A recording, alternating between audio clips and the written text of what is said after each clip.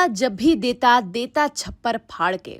इस लाइन को तो राजू, श्याम और बाबू भैया की हेरा फेरी ने रातों रात फेमस कर दिया।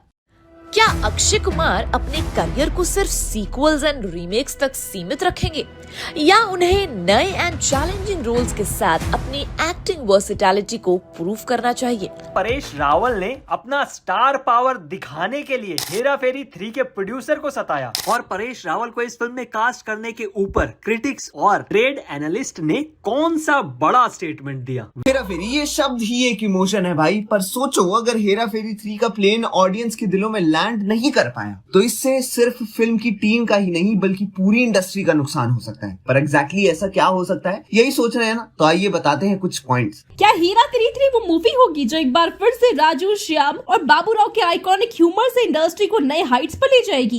दोस्तों, परेश रावल ने OMG 2 को सीक्वल होने की वजह से रिजेक्ट किया था, लेकिन हेरा फेरी 3 भी तो सीक्वल है, फिर उसमें काम करने के लिए क्यों राजी हो गए? क्या है इसका असली रीजन? अक्षय कुमार अपने करियर को सिर्फ सीक्वल्स एंड रीमेक्स तक सीमित रखेंगे या उन्हें नए एंड चैलेंजिंग रोल्स के साथ अपनी एक्टिंग वर्सेटैलिटी को प्रूव करना चाहिए? तो सबसे पहली और इम्पोर्टेंट बात यह है कि हेरा फेरी ये आइकॉनिक नाम, जिसके तीसरे पार्ट को डायरेक्ट करने के लिए खुद कुछ डायरेक्टर्स ही सामने नहीं आ रहे थे, जैसे कि राज शांडिल, ड्रीम गर्ल 2 के डायरेक्टर, क्योंकि उन्हें पता है कि अगर ये फिल्म एवरेज गई तो एक जबरदस्त ग्रहण लग सकता है उनके करियर को और उसके बाद कोई उन पर यकीन नहीं कर पाएगा। तो यही चीज अक्षय कुमार के करियर के लिए कितनी रिस्की हो सकती है ये सोचो, अगर फिल्म एवरेज भी गई तो। दूसरी बात की फिल्म में जबरदस्त हाइप है, 1000 करोड़ का सपना दिखाती है जैसे कि कंगुआ थी, पर वो पिट गई और उसके बाद लोगों का भरोसा टूट गया। फिर आलिया भट्ट की जिगरा भी हाइप में थी, पर वो भी काम से चली गई। पर इनकी बात तो एकदम अलग है, इन्हें तो हाइप बढ़ाने के लिए कुछ ना कुछ करना पड़ा, पर हेरा फेरी इस शब्द में ही हाइप है और इस नाम से जुड़ी फिल्म अगर फ्लॉप हो जाए तो सोचो ऑडियंस का भरोसा किस कदर उठ जाएगा इंडस्ट्री की फिल्मों से। फिर तीसरी बात यह है कि आजकल south industry specially Telugu cinema Indian film industry में जबरदस्त काम कर रहा है, तो अगर हेरा फेरी 3 फ्लॉप होती है तो ये बॉलीवुड की हालत को और बिगाड़ सकती है और ऑडियंस और ज्यादा शॉक्ड होकर ये सोचने लगेगी कि साउथ इंडस्ट्री के फिल्म मेकर्स कहीं बेहतर स्टोरीज और फ्रेशनेस के साथ फिल्में नहीं बना रहे हैं, तो इससे बॉलीवुड की पकड़ और भी कमजोर हो सकती है। तो अगर हेरा फेरी 3 जैसी फिल्म फ्लॉप हो जाती है तो ये साउथ इंडस्ट्री के फेवर में एक और स्ट्रॉन्ग रीजन बन सकता है, क्योंकि हेरा फेरी तो आइकॉनिक फ्रेंचाइजी रह चुकी है। फिर इससे बॉलीवुड का दबदबा भी घटने लगेगा और इंडस्ट्री की फिल्मों पर ऑडियंस यकीन करने से डरने लगेगी और इसका असर दूसरी फिल्मों पर भी पड़ेगा, खासकर जो रीबूट या सीक्वल के जरिए ऑडियंस को अट्रैक्ट करने की कोशिश कर रहे हैं। तो इससे प्रोड्यूसर को कितना घाटा होगा इंडस्ट्री में और बाकियों को भी, क्योंकि हेरा फेरी 3 की नाकामयाबी कोई हजम नहीं कर सकता। वैसे ये कुछ पॉसिबिलिटीज हमने अभी डिस्कस करी हैं ताकि डायरेक्टर इस बात को समझे, पर ऐसा नहीं है कि हेरा फेरी 3 फ्लॉप ही हो सकती है या फिर नुकसान हो सकता है, बल्कि हेरा फेरी 3 सुपर हिट भी हो सकती है अगर उस फिल्म को उसी तरीके से बनाया जाए तो, और वो एक रिकॉर्ड भी बना सकती है। बस डायरेक्टर फरहाद सामजी इन बातों को समझे और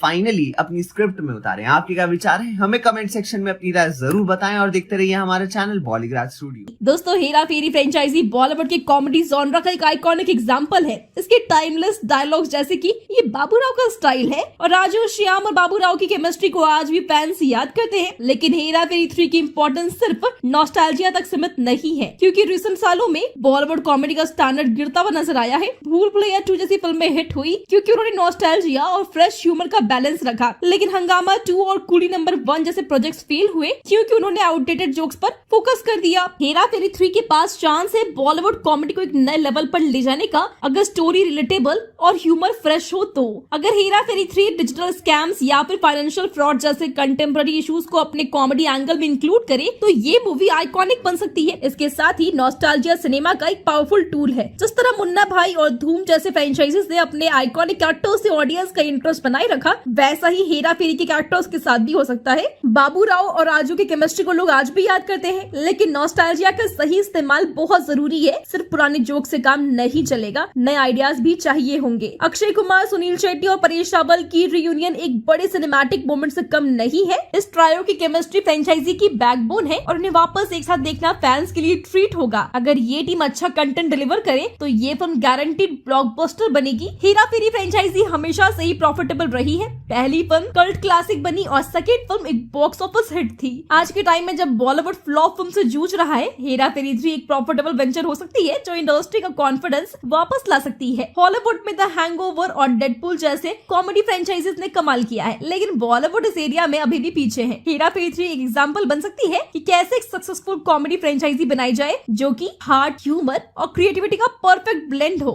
हेरा फेरी 3 सिर्फ एक सीक्वल नहीं है, ये बॉलीवुड के कॉमेडी जॉनरा के रिवाइवल का एक मौका है। अगर मेकर्स नॉस्टैल्जिया के साथ नए आइडियाज का बैलेंस बनाए रखे तो ये फिल्म फैंस का दिल जीत सकती है और बॉक्स ऑफिस पर एक नया रिकॉर्ड सेट कर सकती है। वेल दोस्तों, इन सब पर आपका क्या कहना है हमें कमेंट्स में बताएं। साथ ही वीडियो अच्छी लगी हो तो वीडियो को लाइक और शेयर करें। तो दोस्तों, परेश रावल ने OMG के ओरिजिनल फिल्म में एक इम्पैक्टफुल और मीनिंगफुल रोल प्ले किया था जो रिलीजन, ब्लाइंड फेथ और स्पिरिचुअलिटी जैसे टॉपिक्स को एड्रेस करता था। उन्होंने समझा कि सीक्वल बनाना जरूरी नहीं है क्योंकि उन्होंने ऑलरेडी अपनी स्टोरी और कैरेक्टर के थ्रू एक स्ट्रॉन्ग मैसेज कन्वे कर दिया था। सीक्वल की स्टोरी उनके एक्सपेक्टेशंस के हिसाब से फ्रेश और कंपेलिंग नहीं लगी। साथ ही कुछ एक्टर्स एक थॉट प्रोवोकिंग कंसेप्ट। सच में हेरा फेरी के म्यूजिक का अपना एक अलग ही मैजिक था, पर क्या ऐसा मैजिक हेरा फेरी 3 में चलाने के लिए अब HR वापस लौटेंगे? अब आप कंफ्यूज हो गए होंगे, पर जय माता दी लेट्स रॉक सुनने के बाद ये कंफ्यूजन भाग जाएगी, क्योंकि हम उनकी बात कर रहे हैं जिन्होंने अपनी सिग्नेचर सिंगिंग स्टाइल से सबको अपना आशिक बना दिया। चलो, तो इतना हिंट काफी है ये बताने के लिए कि हम हिमेश रेशमिया की बात कर रहे हैं। पर हिमेश रेशमिया लौट सकते हैं? I mean, किस लिए? बिकॉज ये काफी बड़ा क्वेश्चन है। अब बैडास रवि कुमार का ट्रेलर देखने के बाद इनकी जबरदस्त एक्टिंग देखना हम अफोर्ड नहीं कर सकते, तो जाहिर है कि इनके म्यूजिक कंपोजिशन की ही बात हो रही होगी। वैसे हेरा फेरी 3 की लास्ट फ्रेंचाइजी फिर हेरा फेरी के लिए इन्होंने ही म्यूजिक दिया था। फिर हेरा फेरी में 3 से 4 गाने हिमेश ने ही अपनी आवाज में गाए। अब कुछ लोगों को उनके गाने पसंद आए, पर कुछ लोगों को उनका ये अंदाज बिल्कुल भी पसंद नहीं आया। तो फिर हेरा फेरी के म्यूजिक से काफी लोग नाराज भी हुए और फिल्म के डायरेक्टर नीरज वोरा ने सेकंड हाफ को ठीक कराने के लिए हिमेश के गाने यूज किए थे एंड ऑडियंस को थोड़ा सा बोर किया था गाने को स्ट्रेच करके, इसलिए ये स्यापा हुआ। अब ऐसा नहीं है कि हिमेश रेशमिया के म्यूजिक और गानों से लोग तंग आ चुके हैं, बल्कि उनका अपना एक यूनिक स्टाइल है जिसे लोग पसंद करना छोड़ेंगे नहीं।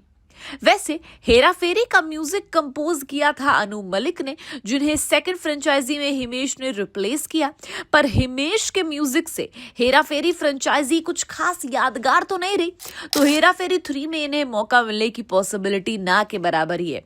वैसे अनु मलिक जी का आग लगा देंगे वाला म्यूजिक हेरा फेरी 3 के साथ सुनने में फिर से मजा तो आएगा, पर बॉलीवुड इंडस्ट्री में अभी सचिन जिगर की जोड़ी बहुत फेमस है, जिन्होंने स्त्री 2 जैसी हॉरर कॉमेडी फिल्म के गाने कंपोज किए एंड कॉमेडी फ्लेवर हो, रोमांटिक फ्लेवर हो, आइटम सॉन्ग हो, उनके गानों में एक अलग एनर्जी होती है जो ट्रेंड करने लगती है एंड पार्टी एंथम बन जाती है। ऐसे में उनके गाने इंटरेस्टिंग होते हैं, एंटरटेनिंग होते हैं एंड चार्ट बस्टर भी। तो हेरा फेरी 3 में इनका फ्लेवर कमाल साबित हो सकता है। पर आपके अकॉर्डिंग क्या हेरा फेरी 3 में सचिन जिगर का म्यूजिक ठीक रहेगा, या अनु मलिक का तड़का सही रहेगा, या फिर हिमेश रेशमिया की वापसी सही रहेगी? हमें कमेंट सेक्शन में जरूर बताइएगा। And till then keep watching Bollygraph studios. Akshay एक और सीक्वल पार्ट में दिखने वाले हैं जिसका नाम है हेरा फेरी 3। अक्षय कुमार काफी समय से सीक्वल्स एंड रीमेक्स में काम कर रहे हैं और इस ट्रेंड के पीछे कुछ इंपॉर्टेंट रीजंस हैं। पहली बात तो ये, अक्षय कुमार एक कमर्शियली सक्सेसफुल एक्टर हैं। उन्होंने अपने करियर के शुरुआत में ऐसे रोल्स किए जो उनके फैन बेस को अपील करते हैं। अब जब उनका फैन बेस काफी बड़ा हो गया है तो उन्होंने अपने करियर को सस्टेन करने के लिए ऐसी फिल्म्स को चूज किया जो उन्हें मास ऑडियंस के बीच पॉपुलर बनाए रखती है। सीक्वल्स, रीमेक्स, स्पेशली अगर वो पहले हिट रही हो, उनमें सेफ्टी का एलिमेंट होता है। मतलब अगर पहले फिल्म सक्सेसफुल थी तो सीक्वल या रीमेक भी उसी पॉपुलैरिटी को फॉलो कर सकती है। अगर हम अक्षय कुमार की रीसेंट फिल्म्स को देखें, उन्होंने काफी सक्सेसफुल सीक्वल्स एंड रीमेक्स किए हैं। हेरा फेरी, हाउसफुल फ्रेंचाइजी, सुराई पोत्रू जैसे प्रोजेक्ट्स उन्होंने किए जो पुरानी सक्सेसफुल फिल्म्स के अपडेटेड वर्जन्स थे। पर उनके लिए कुछ अनसक्सेसफुल फिल्म्स भी सामने आई, जिसमें हेरा फेरी फ्रेंचाइजी तो अक्षय कुमार के करियर का एक इम्पोर्टेंट पार्ट रही, जो उन्होंने अपने कॉमेडी रोल्स के लिए की। इस फ्रेंचाइजी का इम्पैक्ट इतना स्ट्रॉन्ग था कि इसके हर पार्ट के लिए फैंस हमेशा बेसब्री से इंतजार करते हैं। फैंस की एक्सपेक्टेशंस काफी स्काई हाई होती है। हेरा फेरी फ्रेंचाइजी, जिसमें अक्षय कुमार ने राजू का आइकॉनिक कैरेक्टर प्ले किया, एक कल्ट कॉमेडी फिल्म बन गई। पहले फिल्म हेरा फेरी को ऑडियंस ने बहुत पसंद किया। अक्षय का कॉमिक टाइमिंग, उनका परफॉर्मेंस इतना इम्पैक्टफुल था कि वो अब तक याद किया जाता है। फिर हेरा फेरी भी काफी सक्सेसफुल रही, लेकिन उसके बाद थर्ड इंस्टॉलमेंट का इंतजार काफी टाइम से हो रहा है। अक्षय कुमार के लिए हेरा फेरी फ्रेंचाइजी एक गोल्डन अपॉर्चुनिटी है, जो उनकी कॉमेडी अपील को शोकेस करती है एंड बॉक्स ऑफिस पर काफी अच्छा परफॉर्म करवाती है। अक्षय कुमार के करियर में दूसरे जो इंपॉर्टेंट सीक्वल्स एंड रीमेक्स हैं, उनमें हाउसफुल 4 है, जो कि हाउसफुल फ्रेंचाइजी का पार्ट थी। ये एक सक्सेसफुल फ्रेंचाइजी थी जिसमें अक्षय ने अपना कॉमेडी टाइमिंग दिखाया। इसी तरह सूर्यवंशी भी एक सीक्वल पार्ट का हिस्सा थी, जो सिंघम एंड सिम्बा की यूनिवर्स में सेट था, और ये फिल्म भी बॉक्स ऑफिस पर काफी हिट रही। Sequels and remakes Akshay Kumar के लिए एक रिलायबल फॉर्मूला रहे हैं, जो उन्हें mass appeal and box office दोनों चीज दिलाते हैं। ये उनके लिए सेफ बेट्स हैं, जिसमें उन्हें अपनी एक्टिंग स्किल्स को प्रूव करने की उतनी जरूरत नहीं पड़ती, बिकॉज ऑडियंस ऑलरेडी फेमिलियर होती है फ्रेंचाइजी के कैरेक्टर्स एंड स्टोरी लाइन से। लेकिन क्या उन्हें अपने करियर ग्रोथ के लिए कुछ नया ट्राई करना चाहिए? वेल, ये एक वैलिड क्वेश्चन है। अक्षय कुमार को अपने करियर में नए एक्सपेरिमेंट्स करने की जरूरत है, क्योंकि उन्होंने कॉमेडी एंड एक्शन जॉनर्स में अपने आप को एस्टैब्लिश कर लिया है। अब उन्हें और कॉम्प्लेक्स रोल्स और डाइवर्स रोल्स करने की जरूरत है, जिसमें उनका एक्टिंग रेंज एंड परफॉर्मेंस दिखाई दे। अक्षय कुमार ने पैडमैन, टॉयलेट एक प्रेम कथा, केसरी जैसी फिल्म्स में ये काम किया है, जो सोशली रेलेवेंट टॉपिक्स को एड्रेस करती है। अगर अक्षय कुमार अपने करियर में और ऐसे एक्सपेरिमेंटल फिल्म्स करें, तो उनका स्टारडम एंड करियर ग्रोथ एक नए लेवल पर पहुंच सकता है। ओवरऑल अक्षय कुमार के सीक्वल्स एंड रीमेक्स में काम करने का डिसीजन उनके करियर को स्टेडी रखता है, लेकिन उन्हें अपनी वर्सेटैलिटी को शोकेस करते हुए नए एंड चैलेंजिंग रोल्स को अपनाना चाहिए। अगर उन्होंने ऐसे रोल्स चूज किए जो उनकी एक्टिंग स्किल्स को और एक्सप्लोर करते हैं, तो वो अपने करियर को एक नई पहचान दे सकते हैं एंड ऑडियंस के लिए एक फ्रेश अपील क्रिएट कर सकते हैं। वेल, आप अक्षय कुमार की एक्टिंग स्किल्स के लिए कितने एक्साइटेड हैं? स्पेशली आप हेरा फेरी 3 के लिए कितने एक्साइटेड हैं? हमें कमेंट सेक्शन में जरूर बताइएगा। And till then keep watching Bollygraph studios.